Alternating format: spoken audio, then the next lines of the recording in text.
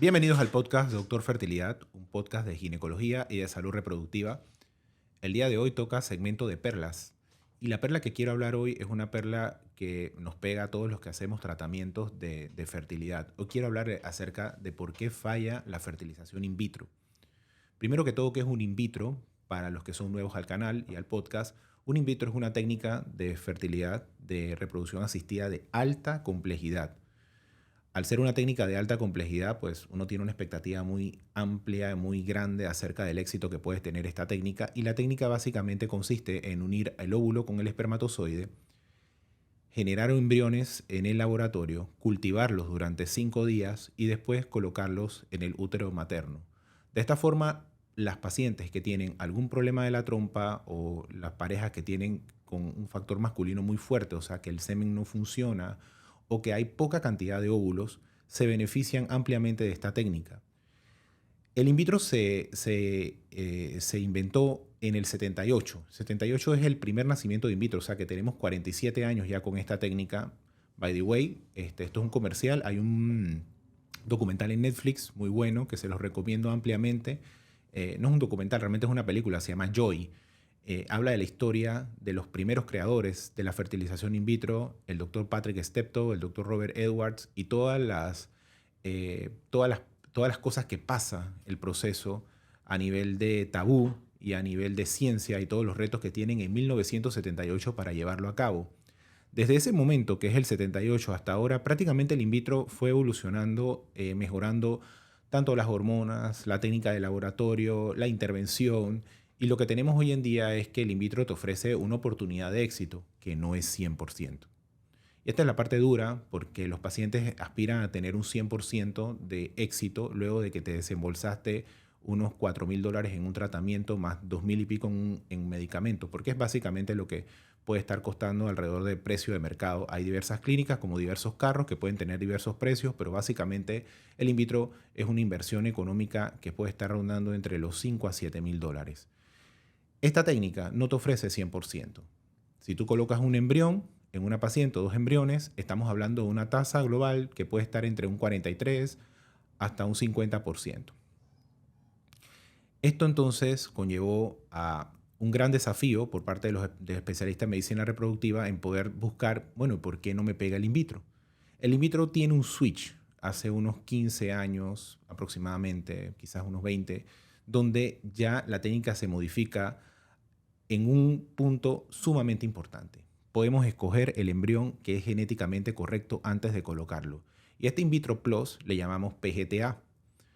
Recientemente hubo un trabajo de investigación que se llevó a cabo en la Universidad de Foch en París con el grupo de New Haven de Yale University y encontraron que si tú ponías un embrión escogido genéticamente por esta técnica que se llama PGTA, tu tasa de embarazo se incrementaba a un 69%. Nosotros en la práctica vemos un poco más, un 70 y tantos por ciento. Pero si colocabas, esta paciente pasaba por 3 intentos, la tasa se elevaba a un 95%. Ellos evaluaron 4,429 ciclos para llegar a esta conclusión. Entonces, una de las grandes interrogantes que se resuelve a partir de este tipo de trabajos es que mucha de la falla del tratamiento estaba en el embrión. O sea, si pones un embrión que está enfermo, no pega. ¿Por qué no pegó, doctor? Bueno, porque el embrión probablemente está enfermo. Si haces un diagnóstico genético, tú restas ese factor que es un factor que es un factor que no es tan relevante, que es muy relevante, que es el embrión, y vas y buscas otros factores que pueden incidir en que el éxito del tratamiento se dé. ¿Cuáles son las limitaciones o por qué no se lo hacemos a todo el mundo? Porque no está indicado hacer a todo el mundo. La Asociación Americana de Medicina Reproductiva estipuló que arriba de los 38 años son pacientes que son garantes de hacer la técnica, pero por debajo de esa edad, pues es una elección que uno toma con el paciente. La primera limitante con hacer este tipo de procedimientos es la misma técnica. Tienes que tener un setting en el laboratorio para poder tomar la biopsia del área que correspondería a la placenta, mandarla a estudiar a Estados Unidos y que nos den un reporte para después hacer esa transferencia. O sea, la técnica tiene sus limitaciones. Esa biopsia se toma con láser y requiere un trabajo muy meticuloso por parte del laboratorio, que es básicamente el motor de nuestro ejercicio profesional. El segundo elemento bien importante es que La plata. En reproducción asistida, cada nueva tecnología que metes es una inversión económica extra. Y eso es algo ineludible. La tecnología cuesta. Y obviamente eleva el costo de un tratamiento, lo puede elevar 2.500 hasta $3.000 más sobre el costo de un in vitro. Tienes una mejor tasa, pero te eleva un poco más el costo. A favor, bueno, como lo comenté previamente, en este estudio de 4.000 y tantas pacientes, pues el porcentaje de éxito brutal. Pero para mí, uno de los elementos más importantes, porque el tiempo el dinero es importante, es el tiempo. El tiempo en el que un paciente se sienta y consigue el éxito de su tratamiento es menor. Y el tiempo cuando tú tienes arriba de 38 años es súper importante porque es el tiempo de crianza que tú también le vas a ofrecer a tu nueva familia. Entonces, si ya yo tengo un diagnóstico genético del embrión y aún así me falla, porque hay un 30 y pico por ciento que falla, porque si el 70% te pega poniendo un embrión genéticamente, tienes un 30% que falla porque falla.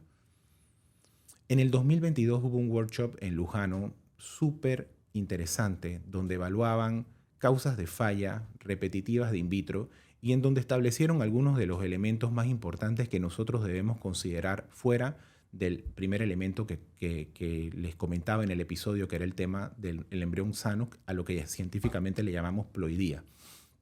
El primer factor es un factor que le llamamos factor uterino. Una vez uno pone el embrión, uno tiene el embrión genéticamente correcto, hay que colocarlo en el útero. Entonces, la preparación para colocar ese embrión en el útero puede ser un elemento que a veces incide en que el tratamiento pegue o no. Hay trabajos científicos que han demostrado ciertos beneficios en utilizar un ciclo natural y no es darle hormonas a la paciente para ponerle el embrión. La evidencia sigue siendo un poco a favor de hacer un ciclo que llamamos ciclo natural. Eso es un elemento que debemos considerar. Lo segundo es que antes de colocar un embrión, la paciente recibe una preparación con una hormona que se llama progesterona. Esa hormona que se llama progesterona hace que el endometrio, el sitio del útero donde se pone el embrión, sea receptivo y reciba el embrión. Bueno, al colocar embriones genéticamente correctos, los investigadores del mundo se dieron cuenta que no todos embarazaban y una de las causas que encontraron era que a veces los niveles séricos de progesterona en las pacientes fluctuaban, no eran iguales en todas las pacientes.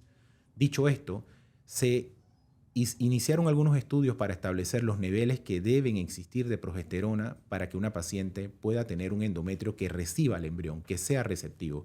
Entonces los niveles de progesterona son importantes. En mi práctica, porque yo les comento siempre en mi podcast, no de una forma científica, sino también lo que uno hace en la práctica, uno trata de dar la progesterona por diversas vías, oral, vaginal, inyectada. Y los pacientes se le hace un extremadamente engorroso, pero es la única forma de garantizar niveles óptimos de esa hormona que es tan importante para que el embarazo siga su curso.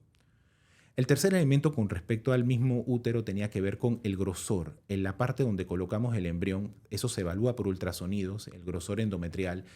Y había muchos trabajos que decían que necesitábamos tener un grosor endometrial muy, muy grande para poder tener un embarazo. Hoy en día, pues se sabe que el grosor no es tan importante, sin embargo, la forma del endometrio sí. Algunas pacientes jocosamente cuando subo historias donde expongo un endometrio que está listo para colocar un embrión, me dicen, mi endometrio no se ve así. Ya hasta las mismas pacientes saben cuando visualizan una imagen por ultrasonido y dicen, ese endometrio está lindo para colocar un embrión. Entonces es un elemento que ya está bien estudiado y sabemos, pero que si no lo tenemos completo, no conseguimos el éxito. Es importante siempre acotar que cuando nosotros vemos a los pacientes y le hacemos un ultrasonido, eso es una evaluación, dos cosas, es subjetiva y depende de una máquina. Una máquina que puede tener las prestaciones de un Ferrari como una máquina tipo, sin ser cruel, pues como un Toyota Yaris. Entonces, la máquina, el operador pueden hacer diferencias al momento de ver la imagen e interpretar si la matriz está bien o no. Hay estudios más profundos para ver la matriz y uno de estos estudios que es mandatorio, obligatorio, si uno tiene una falla de tratamiento, es poder visualizar el útero por dentro, la cavidad. Esto se consigue a través de una intervención quirúrgica que se llama histeroscopía. La histeroscopía es un procedimiento ambulatorio, se hace en todos los hospitales, lo hacemos en muchas clínicas, toma unos 30-40 minutos y básicamente consiste en introducir un lente, el lente pasa a través del cérvix, lleva al útero y podemos visualizar la cavidad. Muchas veces podemos diagnosticar a partir de este estudio cosas que ni siquiera se veían por ultrasonido, por ejemplo, infecciones o inflamaciones del endometrio. Entonces, esto es un estudio que nos aportan mucho beneficio y, ojo, muy importante, lo cubren las aseguradoras. Esta parte es importante porque todo lo que resta económicamente, que ayuda económicamente a los pacientes, es de extrema importancia. A partir de las fallas de tratamiento, también nos percatamos de algo muy importante. Cuando uno va a decidir hacer una transferencia, pasan 5 días, se coloca una hormona que se llama proternal o la progesterona y luego uno coloca el embrión. Pues resulta que hay pacientes que esta ventana de implantación está movida, está desplazada.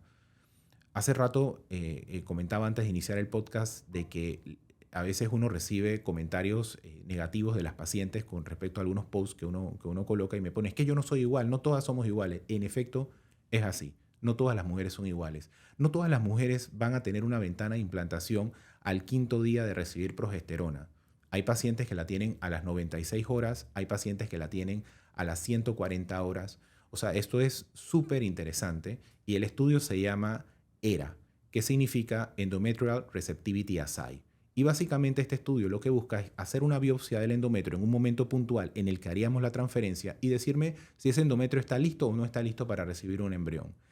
Este estudio tiene una evidencia muy controversial. Hay muchas publicaciones que dicen que no funciona, hay publicaciones que dicen que sí funciona. Yo les puedo decir en mi práctica que un paciente no te perdona si no se lo mandaste después de una falla. Y el sentido es porque muchas veces la ventana de implantación está movida y era lo único que ese paciente necesitaba para embarazarse. De hecho, para mí es muy importante hacer ese estudio cuando yo, por ejemplo, tengo un embrión. Si tú tienes un embrión y tú tienes un disparo, a ti te interesa que ese embrión sea colocado en el momento correcto, con las condiciones correctas, y no te vas a tomar el chance en esa paciente de 39, 40 años que solo tiene un embrión sano de fallar. Para mí es importante realizar este estudio antes de hacer una transferencia.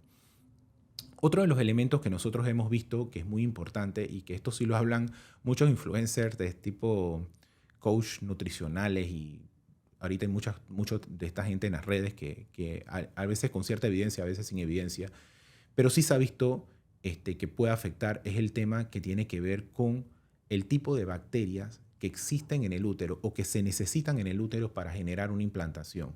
Nosotros tenemos bacterias en la nariz, en la boca, en el ano, pero también hay en la vagina y está en el útero. Las bacterias del útero, que se llama microbioma, deben ser bacterias que deban estar en ese momento para poder generar la implantación. Debe haber unos niveles adecuados de una bacteria que se llama lactobacillus. Hay estudios para ver que existan los niveles adecuados de lactobacillus y en mi experiencia o en mi tratamiento nosotros procuramos utilizar cierta dosis de probiótico que permita a la paciente garantizar que tenga esos lactobacilos que son los que hacen que los niveles de acidez, que se conoce como pH, sean óptimos al momento de colocar el embrión. Y por último, y no menos importante, nosotros tenemos un factor que yo le digo a los pacientes que eso es como la dark web, ese es como el espacio negro del universo, porque se sabe que está, pero desconocemos un montón de información de él, que es el factor inmunológico.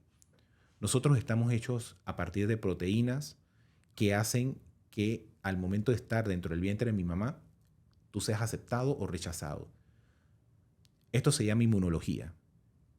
Esos factores inmunológicos de aceptación y rechazo pueden afectar de forma negativa en la implantación. La parte gris de esto es que no hay estudios objetivos que puedan evaluar todos esos factores inmunológicos. Sin embargo, la American Society of Reproductive Medicine en el 18 tuvo un committee opinion muy interesante donde describen todas las alternativas de tratamientos que nosotros podemos darle a esos pacientes. Factores estimulantes de colonia, hay uno que se llama inmunoterapia, hay uno que se llama intralipid, corticoides, hay una cantidad de intervenciones a nivel inmunológico que pueden ayudar en estos pacientes donde ya te estás rompiendo la cabeza y no sabes qué más darle. La falla de tratamiento es un tema doloroso para el paciente, pero es un tema también doloroso para nosotros. A pesar de que uno no me puedo poner a ayudar con el paciente, uno la sufre. Nuestro trabajo en ese momento es levantarlo para que sigamos adelante. Y lo importante es decir que no están solos en eso. Hay alternativas diagnósticas y terapéuticas ante una falla.